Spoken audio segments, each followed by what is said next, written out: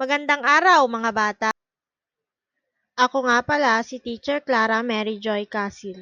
Tawagin niyo na lang akong Teacher Clara.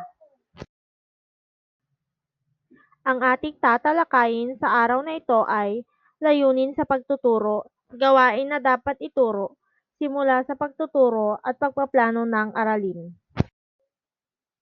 Ebaluasyon, sintesis, analysis, aplikasyon, komprehensyon at kaalaman.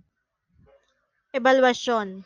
Ang ebaluasyon ay tumutukoy sa pagkilatis, pagsuri at paghahambing. Sintesis. Kailangang pag-ugnayin ang iba't ibang impormasyon upang makilala ang bagong kaalaman.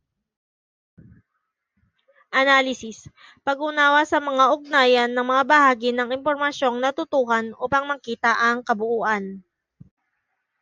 Aplikasyon. Ito ay ang bagay na pag-uugnay, natutukoy at bumubuo ng hinuha. At ang huli ay ang komprehensyon.